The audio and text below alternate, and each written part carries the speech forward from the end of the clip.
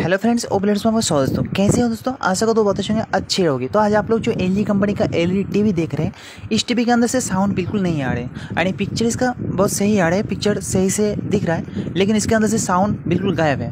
तो देखिए यहाँ पे सेट टॉप बॉक्स से मैं साउंड फुल कर रहा हूँ, फिर भी इसके अंदर से साउंड नहीं आ रहा है। और जो इसका ओरिजिनल रिमोट है यानी टीवी का एलईडी जो टीवी होता है, टीवी है, इसका रिमोट है, इसके रिमोट से भी मैं जो है 100 साउंड कर दिया, फिर भी इसका जो साउंड है वो नहीं आ रहा है।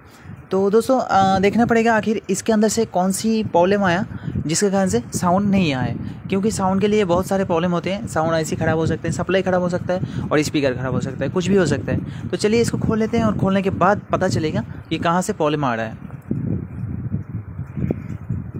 तो फ्रेंड्स यहाँ पे देखिए, मैं जो इसका बैक कवर था, बैक कवर को खोल दिया और अभी आप लोग इसका सर्किट देख रहे हैं, जो ओरिजिनल एलजी कंपनी का सर्किट है।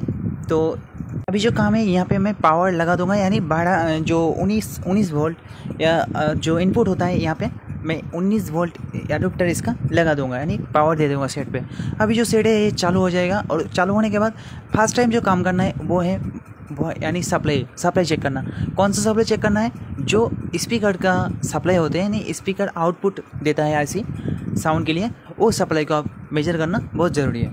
वो सप्लाई जब रेडी रहेगा उसके बाद कुछ और भी कंपोनेंट्स ख़राब हो सकते हैं। तो चलिए फर्स्ट टाइम सप्लाई मेजर कर लेता हूँ, यानी सप्लाई देख लेता हूँ कि सप्लाई कितना है।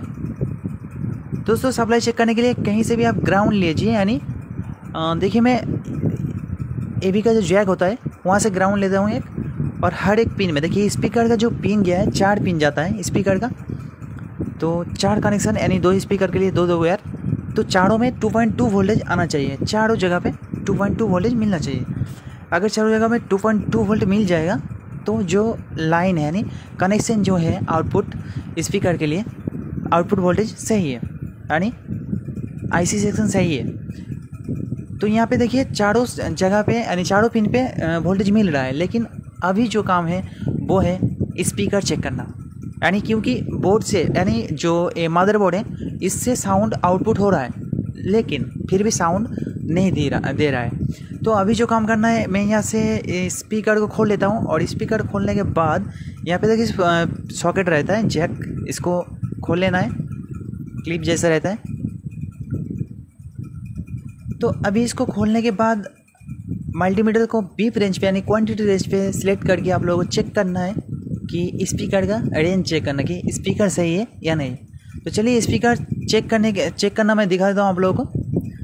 यहाँ पे बीप रेंज पे मल्टीमीटर को रखना पड़ेगा और यहाँ पे क्वांटिटी मेजर करना पड़ेगा स्पीकर का। तो अगर क्वांटिटी यानी ओम्स शो होगा तो स्पीकर सही होगा, कुछ ना शो हो तो स्पीकर कट चुका है। तो देखिए फ्रेंड्स यहाँ पे कोई भी ओम्स नहीं शो हो रहा है। तो ये जो दोनों स्पीकर हैं, दोनों स्पीकर एक साथ खराब हो चुके हैं। तो अभी जो मैं स्पीकर लगाने वाला हूँ, ये 2 स्पीकर उसकी जगह पे, तो देख लीजिए क्वालिटी सेम, थोड़ा अलग है लेकिन चलेगा। तो अभी जो ये दूसरा स्पीकर है, इसका जो क्वांटिटी है इसको मेजर करके आप लोगों को दिखा रहा हूँ कि स्पीकर अगर सही रहेगा तो ओम्स शो होगा। तो देखिए फ्रेंड्स यहाँ पे 8 ओम्स शो हो रहा है इस स्पीकर में, यानी स्पीकर जो है ये स्पीकर सही है। इसलिए देखिए जो स्पीकर सही रहेगा वहाँ पे ओम्स शो होगा। तो दोनों स्पीकर में शो हो रहा है ओम्स, तो ये स्पीकर जो है हमारा सही है। अभी जो काम करना है, स्पीकर को मैं स्पीकर की जगह पे बैठा दूंगा, उससे पहले यहाँ पे जो जैक है उसको लगा देना है।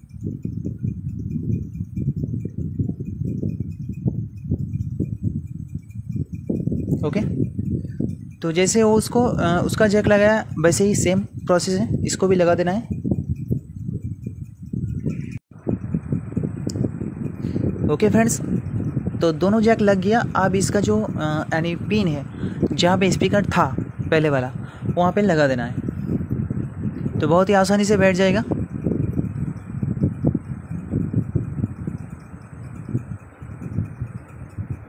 तो चलिए कनेक्शन हो चुका है। तो अभी जो काम है वो है, स्पीकर तो लगाना कंप्लीट हो चुका है।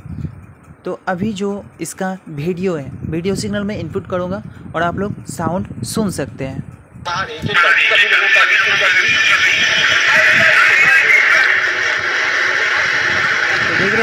पे जो साउंड है बिल्कुल सही आ चुका है साउंड। जो स्पीकर था, स्पीकर पहले वाला खराब हो चुका था। अभी देखिए सब यानी साउंड तो बिल्कुल सही रिमोट से बढ़ चुका था, लेकिन फिर भी नहीं आ रहा था। और अभी जो साउंड है वो आ चुका है।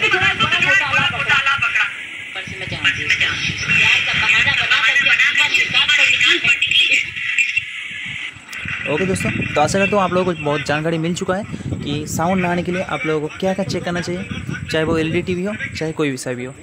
तो देखते रहें ऐसे इंटरेस्टिंग वीडियो, मिलते हैं अगले वीडियो के साथ। तब तक के लिए बाय, जय हिंद दोस्तों।